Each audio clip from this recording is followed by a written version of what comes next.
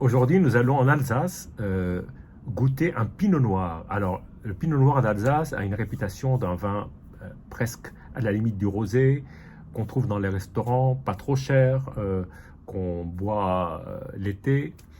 Là, je vais sortir complètement de cette image d'Épinal parce qu'un pinot noir peut être absolument extraordinaire sur le terroir alsacien, aussi bon qu'en Bourgogne.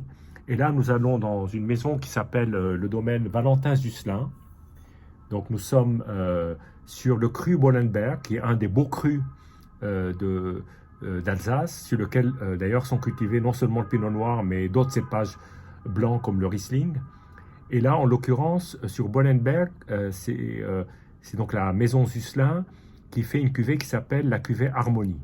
Alors cette cuvée, donc ce vin est un vin de 2015. Jusqu'en 2015, cette cuvée existait. En fait, c'est un assemblage de deux climats à la bourguignonne, un climat qui s'appelle Luft, un autre climat qui s'appelle Neuberg. Et à partir de 2016, la maison Zuslin a décidé de vinifier à part et de mettre en bouteille à part. En fait, là, la vinification était à part. Ensuite, il y avait l'assemblage pour la mise en bouteille. Là, il y aura plus la cuvée Harmonie, mais une cuvée Luft à partir de 2016 et une cuvée Neuberg.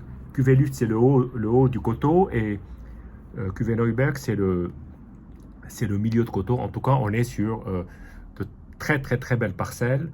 Donc deux climats qui aujourd'hui, ici, Alsace continue dans son effort de distinguer en élevant au rang de premier cru certains climats, bah, ces deux climats seraient des climats premier cru sans aucun doute.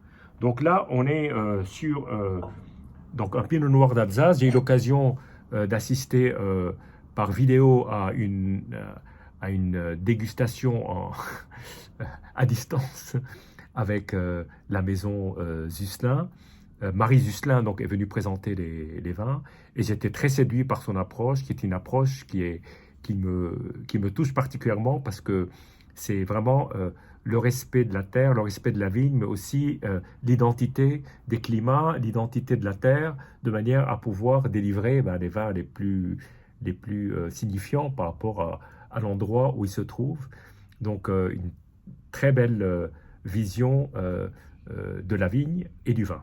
Voilà. Donc là, nous sommes donc sur un 2015. La robe est assez évoluée. Elle trahit son âge, il n'y a pas de doute. On est bien sur un vin qui a 6 ans. Comme vous pouvez le voir là, la couleur est une couleur de pinot noir. Il n'y a pas de doute, ce n'est pas le pinot noir alsacien rosé qu'on peut voir malheureusement, qui a beaucoup entaché la réputation. Mais là, effectivement, on revient sur des fondamentaux ou des canons qui sont plus des canons bourguignons ou même champenois, sur certains très beaux coteaux champenois de pinot noir. La robe est assez trouble, signe que le vin a été quand même peu filtré, ou très très peu, peut-être pas du tout d'ailleurs, et avec des reflets légèrement orangés, même assez évolués. Voilà.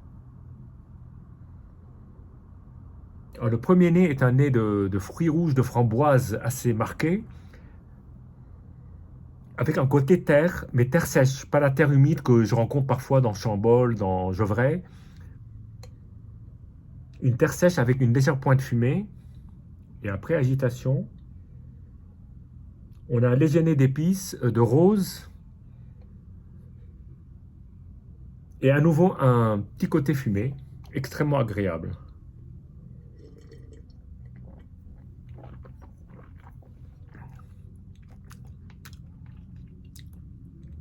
Alors, l'attaque est très fraîche, très nette. C'est un vin qui est extrêmement direct, avec une matière assez dense, d'un vin qui a ce côté très sur le fruit, avec de beaux tanins et une bonne acidité.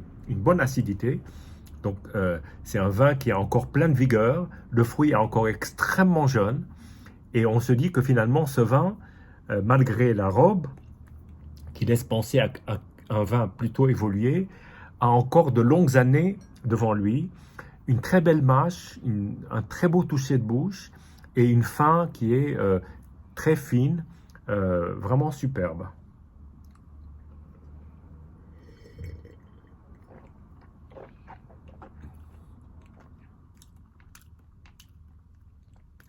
Il y a même un côté presque très légèrement sur le champignon, la terre, le champignon un peu humide, mais la terre un peu sèche, et puis cette framboise et ce côté fumé. C'est un très très très beau vin que j'ai carafé pour pouvoir lui permettre de s'exprimer le mieux possible. Et là, je le déguste à 16-17, qui, je pense, est la température idéale. Pas plus frais, mais pas non plus plus chaud. C'est un vin qui est à 13,5, donc il faut éviter de le déguster à 20, 21, 22. Voilà, mon conseil de dégustation. Mais en tout cas, je l'apprécie beaucoup. C'est un très très beau vin. Il existe une cuvée Bollenberg, tout court, qui est en fait un assemblage de différentes parcelles.